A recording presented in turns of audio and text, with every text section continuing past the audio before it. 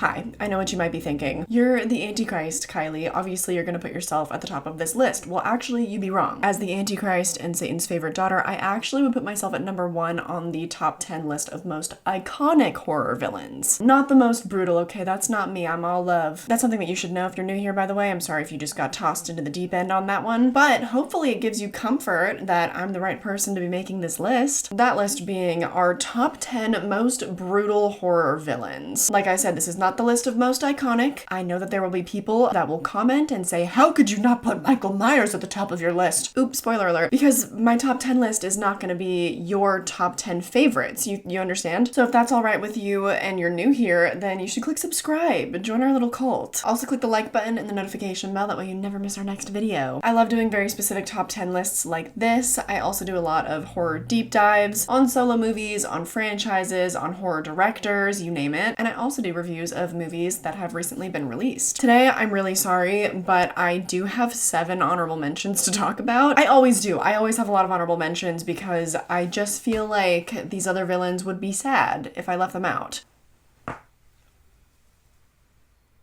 Did you hear that? My back has been so stiff, no wonder, Jesus Christ. The honorable mentions are not in any particular order, so don't trip about that. But at 17, we have Ghostface, and I would say particularly from the first movie, and also maybe the Radio Silence films. I feel like in 5, 6, and number 1, that's when we get the most brutal kills. Especially seeing the aftermath of the opening of the original Scream, that is brutal. This one I couldn't include on the list though, because I didn't want to talk about specific killers. If you somehow have never seen the Scream franchise, then get on that immediately. But also a lot of the times you don't actually know which killer is doing what. In some movies there are multiple killers, so it just would have been too difficult to talk about. But Ghostface as a concept and the level of violence throughout the films, I had to give an honorable mention to Ghostface. I also wanted to throw an honorable mention to the mother from Barbarian, and also to the Barbarian himself, Richard Brake's character. I forget if he had a name in the movie. The mother is very big and very strong, and she turned that head straight to a pulp straight away. But I couldn't include her because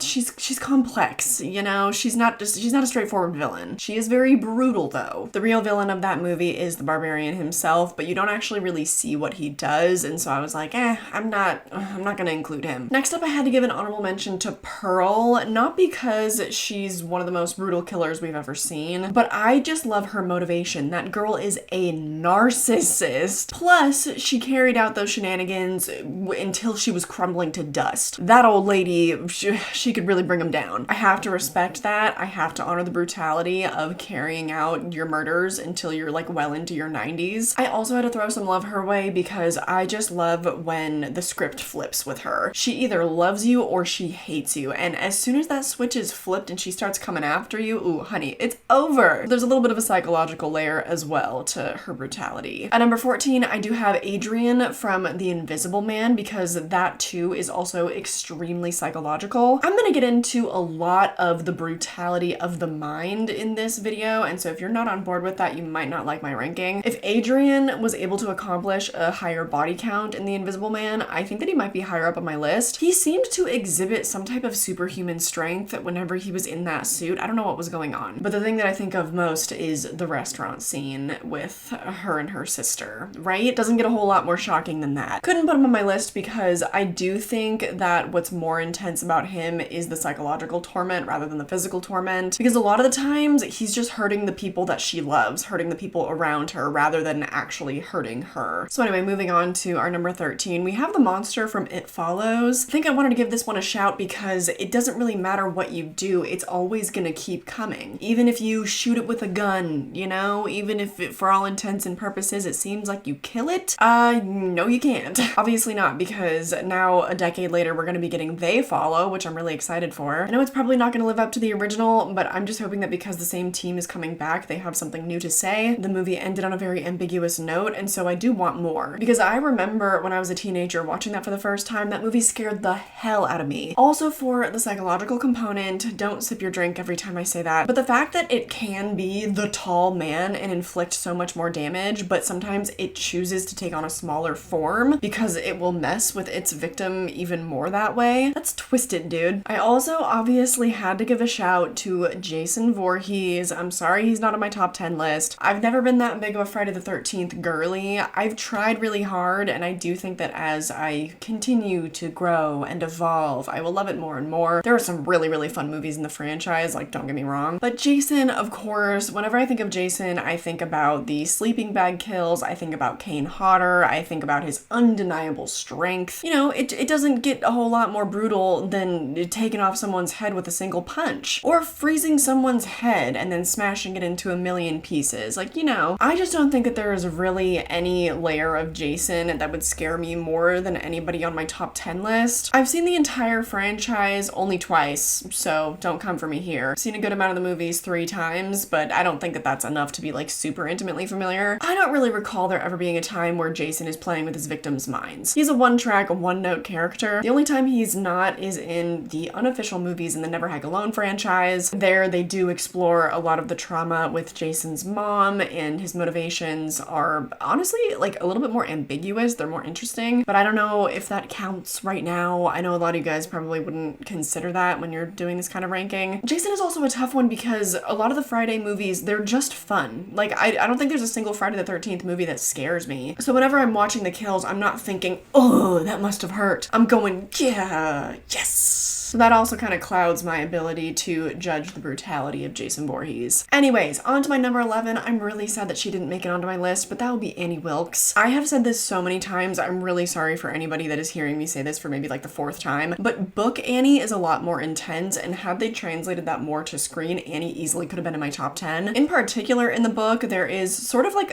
it's like a bit of a montage in book form where this time is passing. It's where Paul is getting more accustomed to living with Annie and the abuse that she inflicts on him. At one point, he's talking about how she flips on a whim and it's never expected, that some days they can have pretty intense back and forths and he never experiences any repercussions, but then one day he just makes a joke and thinks nothing of it and she cuts off both of his thumbs. I would have loved to get that version of Annie Wilkes in the movie, but obviously what we have is already fantastic enough, so of course I'm gonna give her some love. Now to finally get into my actual top 10, like what are we, like 8 minutes into the video? To kick off our top 10, at number 10 we have the Horga. Now are they one of my favorites? Yes, but what I think is so particularly vile and brutal about this Swedish pagan death cult is that they don't think they're doing anything wrong. They get a sense of completion and pleasure out of using a mallet to crush someone's head to death that didn't successfully kill themselves upon the fall. But what was he thinking going feet first? I don't know. That's the most interesting thing about cults and brainwashing, and I think that they're the best example of a villain that does not realize they're the villain, because no one thinks that they're on the wrong side of history. You know, nobody thinks that they're a villain. I feel like they're the embodiment of that, especially because they engage in things like incest and are pretty firm believers in eugenics. They really carefully preserve their bloodline. And who does that remind you of, you know? The Horga have layers, and I love them for it. I mean, who the hell thinks to string somebody up by their lungs while they're still alive, you know? Anyway, moving on to my number 9, we're gonna have a couple fan favorites in the next couple slots. At number 9, we have Chucky, one of my absolute favorite boys. If I were to do a top 10 list of my favorite villains, he is at least in the top 3. That's why I wore this today, because I feel like I haven't talked about the Child's Play franchise in so long. Feels like a crime. Haven't worn this shirt in forever. There are a few kills in particular from the franchise that I gotta point out. Chucky facilitated the doll eyeball kill in the second movie when he's, well, for another thing, chasing after this 6-year-old that he wants to kill. Well, kill, take over his body, potato potato. What other horror villain do you know that has gone after a 6-year-old child so incessantly? Or has gone after a paraplegic? There's Nika too. A lot of kills are coming to mind right now. Another one too is in Bride of Chucky. Remember when he rips out that dude's nipple ring, you're past the line of evil to rip out someone's piercing like that. Also in Cult of Chucky, I think about the glass shattering from the ceiling and impaling that poor girl in the bed. There are so many good kills from that franchise, and so many great ones from the TV show too. I could list them all day, but Chucky is a fan fave, so you already know. At number 8, we have the man, the myth, the legend, Michael Myers. Or is he a man? I'll let you decide. I really feel like the David Gordon Green trilogy is what cemented Michael's place on this list, because yes, we do have some iconic performances in the original film, and also I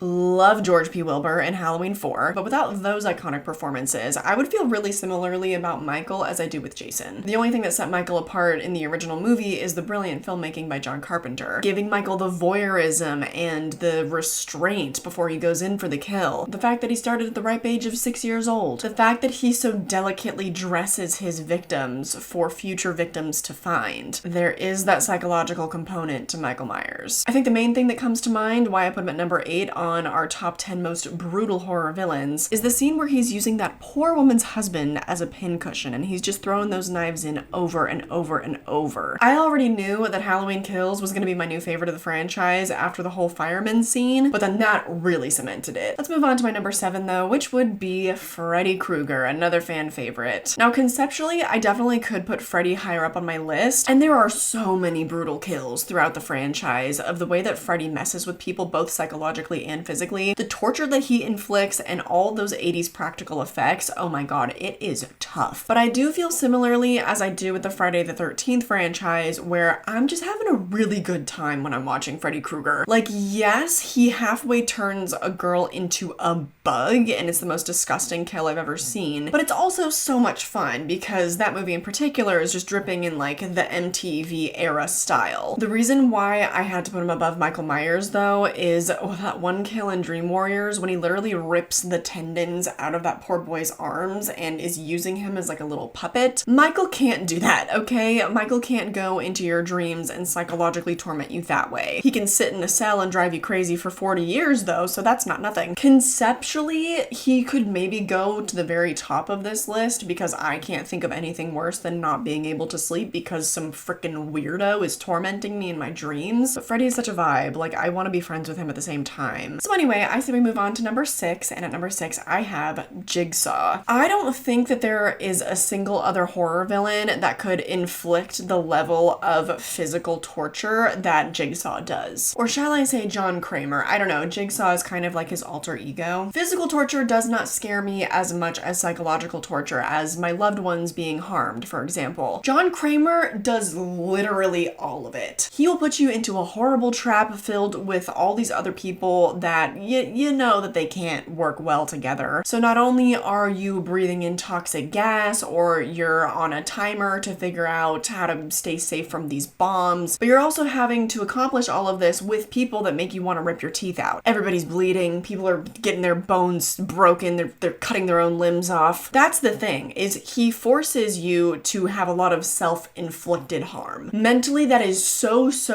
much more torturous than anything else that I've listed thus far. That is brutality. I didn't want to put him any higher because a lot of the stuff John Kramer is not actually doing himself. Yes, he sets everything in motion, so of course it is his fault. I do consider him a murderer, but he is one step removed. So I was like, you know what? All right, fine. I won't put him in the top 5. Moving on to our top 5 though, we have Art the Clown. Initially, I wanted to put him at number 1 because on the Patreon I was doing a horror this or that with my friends, and we were just talking about the brutality of Art, and I was like, is there any horror villain more brutal than him? After having a think on it, obviously I do think so, but they were like, maybe not, and then they were like, oh my god, you should make this video. So shout out to my bestie Leanne, thank you for the idea for this video. This wouldn't have been happening without her, so shout out. Art the Clown had to be top 5, but again, it's hard to know if my judgment is clouded just by the sheer goriness of the Terrifier films. I can't even conjure up specific kills from that movie because I have only seen the original Terrifier twice. I've only seen Terrifier 2 one time because that was enough for me. Like, I'll rewatch the movies when a new one comes out, but they are very tough watches, and Terrifier 2 is very long. So it's a lot. It takes a lot for me to kind of work up the nerve to dive back into that world, and the reason for that I think we can largely attribute to Art the Clown. I think it's also the fact that he just keeps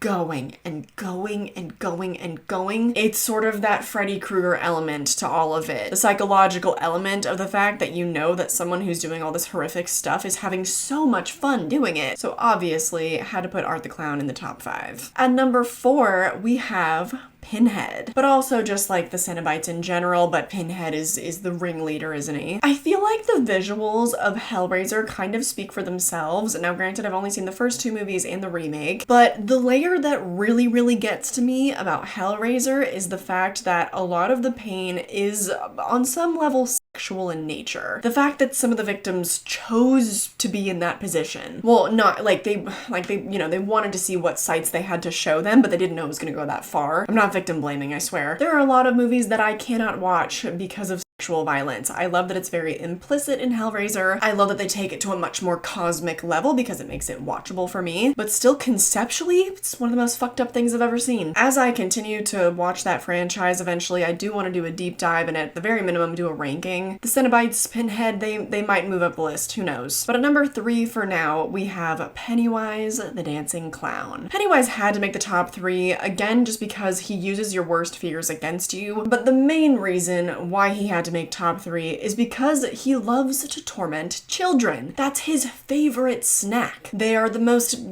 juicy and seasoned with fear. It's so messed up. As a member of any society, I would hope that we all feel some sort of obligation to care for the children around us. We all have an obligation to make sure that children are safe and well educated. That's not me saying that I'm a good influence, okay? Raise your own kids, all right? It's not my job. I'm just saying that that's something that should be instilled in all of us as members of any society. So the fact that Pennywise feels the complete opposite, that's pretty messed up. The most burning image that comes to mind when I'm thinking of the brutality of Pennywise is when he is holding the severed arm of Georgie and using it to wave at the other kids. And it's a bloody stump, he's got blood on the mouth, the implications, you know what they are. Conceptually, I thank God I will never know that pain of being like an 11-year-old child and having my 5-year-old little brother be brutally murdered, and then have the murderer be this insane demonic entity that makes fun of me for being sad about it. Like, what? When you sit down and really think about it, even though the It movies, they're fun, they're funny even, we love the performances of Bill Skarsgård and Tim Curry, it is messed up. So Pennywise had to make top 3. Coming in at number 2, we have the boy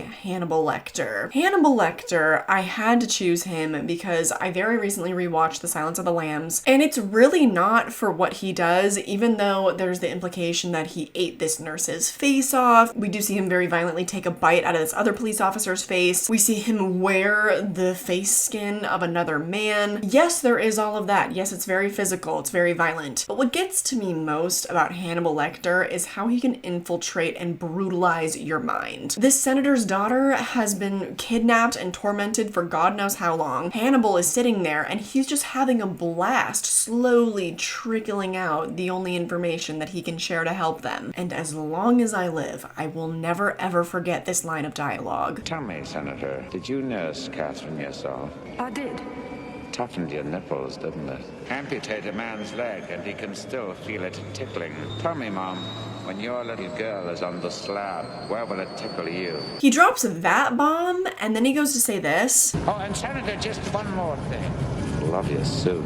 He is such an icon. Like, you go from hearing one of the most disturbing questions you've ever been asked in your entire life to then giggling at him complimenting her suit. Talk about writing, okay? I love that character. I've been dying to rewatch the show, but I'm waiting to do it with my boyfriend because I want him to experience it too. He loved The Silence of the Lambs, so yes, he's a keeper. I don't have to break up with him. But what Mads Mikkelsen added to that character and all the artistry of how he took apart the bodies and cooked them and all of that stuff, like that all just adds to it too. Hannibal Lecter originally was my number 1 until I was just about to sit down and film this and I was struck with an epiphany and I was like, wait, there is one villain that I do think is a little bit more brutal. At number 1, the villain that I have decided to crown the most brutal in all of horror history is the Evil Dead. I know that that's a maybe maybe not even like a fair item to put on this list because it is a form of possession. It's not even a singular entity, but just hear me out, okay? The Evil Dead has literally every single component of what I've been talking about throughout this entire list. The Evil Dead combines them all. Let's talk about Evil Dead Rise, okay? There's the component of the Evil Dead possessing someone. That in and of itself is just disgusting. Immediately your body just starts rotting, you look like hell, you're never coming back from that. We have the other element of, oh no, this possessed person is someone that we love. These children are watching their mother try to kill them. Number 3, it was right there. They're trying to kill children. Nobody is safe. Number 4, they're having fun. We're going back to the Freddy Krueger, Chucky, Art the Clown of it all. I guess that's similar to Hannibal Lecter too. There's the psychological element of the Evil Dead playing with their food. Sometimes they'll revert back and they will act like the loved one that they've possessed, making it infinitely harder to kill them because obviously, like, I don't think that I'd be able to kill any of my loved ones if they were possessed because I'd be looking at them and I'd be like, well, they're right there. Maybe I can still save them. I don't know. Of course, also there is the gore factor. Oh my God, did the Evil Dead just beat these people up? And also the fact that there really is not any type of motivation there. The fact that the Evil Dead kind of operate as a virus. Yeah, they just operate with the most reckless abandon of any horror villain in history. No, I didn't get into really any other types of demons. Like, yeah, there was Pennywise. I don't know what you consider Freddy Krueger. Mostly because none of them do it like the Evil Dead, do they? I think that on both a conceptual and execution level, like with all the gore and everything, the Evil Dead are the most brutal horror villains. Let me know if you agree or disagree down below. I would love to hear your top 10 list for the most brutal horror villains. Remember, not your favorites, not your top 10 favorites, okay? You can also let me know if you'd like to do my top 10 favorites. I'd be totally willing to do that as well. I don't get tired of talking about these babies, so let me know. If you'd like even more bonus content from me, I talk about physical media all the time on my second channel. I also post some travel vlogs over there, or whenever I'm going on spooky outings, there is lots of fun content there, as well as a huge backlog of content over on the Patreon, and I still post a bonus video over there every single week. So check it out, and all the rest of my social media is listed down below, everything that you need. More than anything, I just hope that you enjoyed this video and that I catch you in the next one. Bye!